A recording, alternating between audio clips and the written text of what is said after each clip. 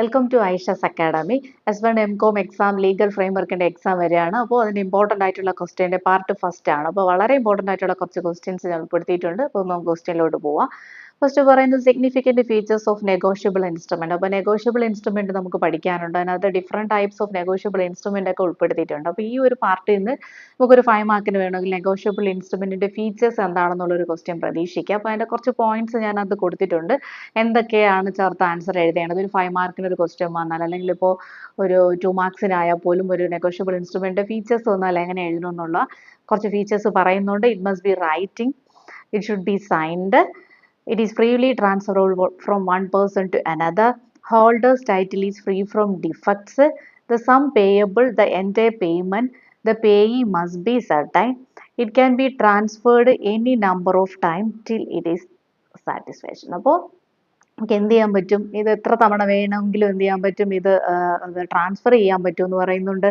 ഇത് എഴുതി തയ്യാറാക്കിയിട്ടുള്ള ഒരു ഇൻസ്ട്രുമെന്റ് ആയിരിക്കണം. And it should be signed, ഇത് സൈൻ ചെയ്ത് തന്നെ തയ്യാറാക്കിയിട്ടുള്ള ഒരു ഡോക്യുമെന്റ് ആയിരിക്കണം. ആൻഡ് പറയുന്നു ഇതൊരു വ്യക്തിയിൽ നിന്നും മറ്റൊരു വ്യക്തിയിലോട്ട് വളരെ ഈസി ആയിട്ട് നമുക്ക് ട്രാൻസ്ഫർ ചെയ്യാൻ പറ്റും. പിന്നെ എന്താണ്, holders title is free from defects എന്നുള്ളൊരു പെക്കുലാരിറ്റിയും കൂടെ നെഗോഷ്യബിൾ ഇൻസ്ട്രുമെന്റിനുണ്ട്. അപ്പോൾ അങ്ങനെയുള്ള ബേസിക് ആയിട്ടുള്ള കുറച്ച് ഫീച്ചേഴ്സ് നിങ്ങൾ തീർച്ചയായിട്ടും നോക്കി വെച്ചിരിക്കുക. അപ്പോൾ ഇതിന്റെ ഏരിയയിൽ നിന്ന് ഷുവറായിട്ട് ക്വസ്റ്റ്യൻ വരും. നെഗോഷ്യബിൾ ഇൻസ്ട്രുമെന്റ് ഫീച്ചറോ അല്ലെങ്കിൽ ഏതെങ്കിലും ഒരു സ്പെസിഫിക് ആയിട്ടുള്ള ഒരു നെഗോഷ്യബിൾ ഇൻസ്ട്രുമെന്റ്, ഇപ്പോൾ ചെക്കിന്റെയോ ബിൽ ഓഫ് എക്സ്ചേഞ്ചിന്റെയോ പ്രത്യേകിച്ച് അതിന്റെ മാത്രം പാർട്ടീസോ ഫീച്ചേഴ്സോ ചോദിക്കാൻ സാധ്യതയുണ്ട്. അപ്പോൾ അത് ഷുവറാണ്, അതൊന്ന് നോക്കി വെച്ചേക്കാം.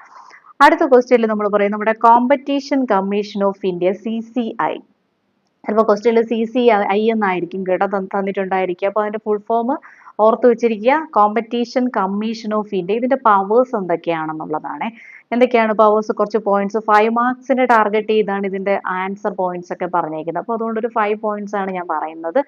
Regulation and enforcement, enquiry into anti competitive practices, imposition of penalties, merger control, competition advocacy. അപ്പോൾ ഇതാണ് മെയിൻ ആയിട്ട് വരുന്ന എന്താണ് പവേഴ്സ്. ഓക്കെ, അപ്പോൾ ഇതിന്റെ അകത്ത് വരുന്ന കാര്യങ്ങൾ എക്സ്പ്ലനേഷൻ എഴുതാനുള്ളതെല്ലാം നന്നായിട്ട് വായിച്ച് പഠിച്ചിട്ട് പോകും. അപ്പോൾ ഞാൻ ജസ്റ്റ് നിങ്ങൾ പഠിച്ച കാര്യങ്ങൾ ഇതൊക്കെ പോയിന്റ്സ് കവർ ചെയ്ത് തന്നെയാണോ പഠിച്ചത് എന്ന് റിമൈൻഡ് ചെയ്യാനാണ് ഇങ്ങനെ ഷോർട്ട് ആയിട്ട് പോയിന്റ്സ് കൊടുക്കുന്നത്. അപ്പോൾ ഈ ഒരു കോമ്പറ്റീഷൻ ആക്ടിന്റെ ഏരിയ എന്നുള്ള കാര്യങ്ങളൊക്കെ എന്തിനു വേണ്ടിയിട്ടാണ് ഈ ആക്ട് വന്നത്, അതിന്റെ ഫീച്ചേഴ്സ്, അതിന്റെ ഒബ്ജക്റ്റീവ്സ് ഒക്കെ കാര്യങ്ങളൊക്കെ ക്ലിയർ ആയിട്ട് പഠിച്ചില്ലെങ്കിൽ ഇന്ന് തന്നെ പഠിച്ചുറപ്പിക്കുക.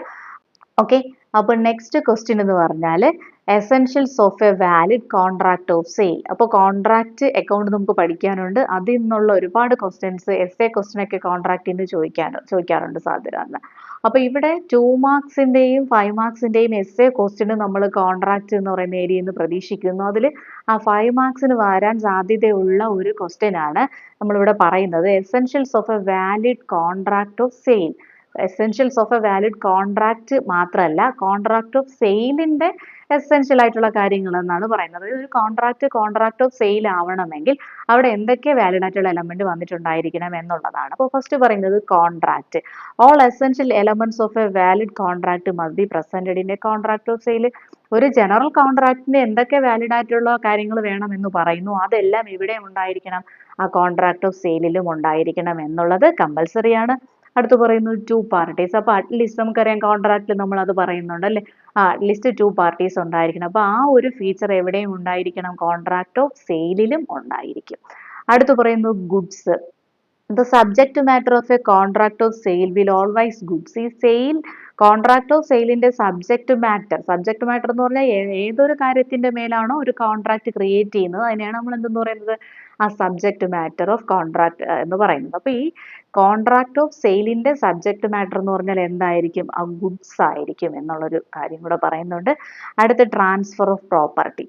In A contract of sale the seller must transfer or agree to transfer the property in the goods to the buyer. Okay, അപ്പോൾ ഇവിടെ ട്രാൻസ്ഫർ ഓഫ് പ്രോപ്പർട്ടി എന്ന് പറയുന്ന ഒരു കാര്യം, സെല്ലർ എന്ത് ചെയ്തിട്ടുണ്ടായിരിക്കണം, ഈ പ്രോപ്പർട്ടിയിൽ ഈ ഗുഡ്സിലെ പ്രോപ്പർട്ടി എന്ത് ചെയ്തിട്ടുണ്ടായിരിക്കണം, ബയറിന് ട്രാൻസ്ഫർ ചെയ്ത് കൊടുത്തിട്ടുണ്ടായിരിക്കണം. അടുത്ത് price. The consideration for a contract of sale must be money called price. അപ്പോൾ അവിടെ ഒരു കൺസിഡറേഷൻ ഉണ്ടായിരിക്കണം. ഈ ഒരു കോൺട്രാക്ട് ഓഫ് സെയിൽ ഒരു കൺസിഡറേഷൻ ഉണ്ടായിരിക്കണം. അതാണ് ഈ കോൺട്രാക്ടിന്റെ എന്തെന്ന് പറയുന്നത്, പ്രൈസ് അല്ലെങ്കിൽ ഈ ഗുഡ്സിന്റെ പ്രൈസ് എന്ന് പറയുന്നത്. ഓക്കെ, അപ്പോൾ ഇത്രയാണ് നമ്മുടെ കോൺട്രാക്റ്റുമായിട്ട് ബന്ധപ്പെട്ട് 5 മാർക്സ് ചോദിക്കാൻ സാധ്യതയുള്ള ഒരു ക്വസ്റ്റ്യൻ ആണ് ഉൾപ്പെടുത്തിയിട്ടുള്ളത്. അപ്പോൾ ഈ contract different types of contract ഒക്കെ നമുക്ക് സിലബസിൽ പറയുന്നുണ്ട്. അതെല്ലാം തീർച്ചയായിട്ടും നിങ്ങൾ ഇന്ന് തന്നെ പഠിക്കുക. ഇതിപ്പോൾ പോയിന്റ്സ് മാത്രമേ ഞാൻ പറയുന്നുള്ളൂ. നിങ്ങൾക്ക് കൂടുതൽ എക്സ്പ്ലനേഷൻ വേണമെന്നുണ്ടെങ്കിൽ നിങ്ങൾ എന്ത് ചെയ്യുക, അത് കമന്റ് ചെയ്യുക. കൂടുതൽ ക്ലാസ്സുകൾക്കായിട്ട് എൻ്റെ ചാനൽ സബ്സ്ക്രൈബ് ചെയ്യുക. Okay, thank you.